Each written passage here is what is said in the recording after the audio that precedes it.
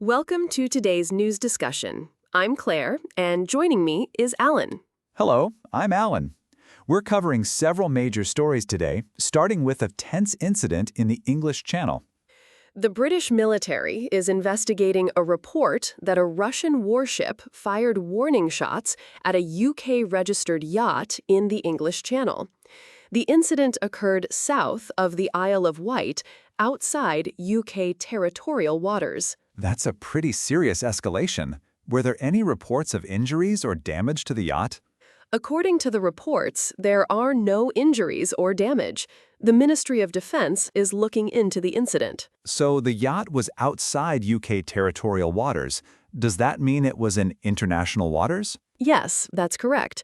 The incident happened in international waters, south of the Isle of Wight. I see. And how did the UK respond to this incident, if at all? The UK military is investigating the report, but there's no indication of an immediate response like escorting the yacht or retaliating against the Russian warship. That actually ties into another story we're covering today. Let's move on to the G7 summit. Leaders at the G7 summit are discussing several pressing issues, including ending Russia's war in Ukraine and addressing the Middle East crisis. Ukrainian President Volodymyr Zelensky is attending the summit at the invitation of the host, France. The presence of Zelensky indicates that Ukraine is a major focus. What's the current state of discussions around Ukraine? The G7 leaders are facing a packed agenda, and discussions on Ukraine are expected to be challenging.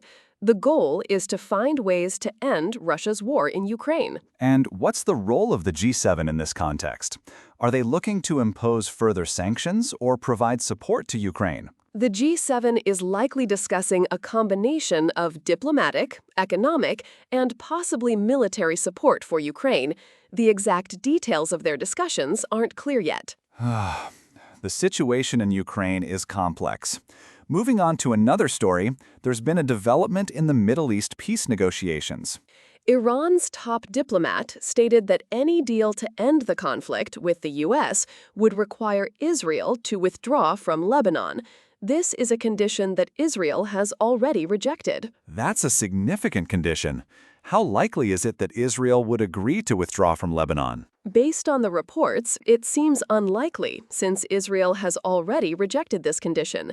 This could potentially sink the agreement and lead to the resumption of conflict. So the prospects for a peaceful resolution seem slim at this point. Let's switch to a story from the U.S. The FBI foiled an alleged plot to attack a UFC event at the White House.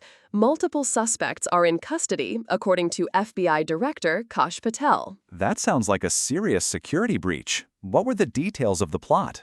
The reports suggest it was a drone attack. The FBI's multi-state operation led to several arrests. How many people are reportedly in custody in connection with this plot? At least 5 people are in custody, with reports mentioning a total of 23 people involved in the alleged plot. That's a significant number. It's clear the FBI took this threat very seriously. Yes, and it highlights the ongoing security challenges in the U.S. Let's move to our final story. Prime Minister Narendra Modi and U.S. President Donald Trump met on the sidelines of the G7 summit in France. This was their first in-person meeting in over 16 months. The meeting was described as brief, with both leaders exchanging greetings. India is attending the summit as an invited partner country. Are there any specific outcomes or agreements expected from this meeting between Modi and Trump? The reports don't mention any specific outcomes, but it sets the stage for potential bilateral talks between India and the U.S. Given the strain in India-U.S. relations mentioned in some reports, this meeting could be significant. Yes, it could be an opportunity for both leaders to discuss and potentially ease some of the tensions. As we wrap up today's discussion, it's clear there's a lot happening globally, from conflicts to diplomatic meetings. That's all for today. Thank you for listening, and we'll see you later.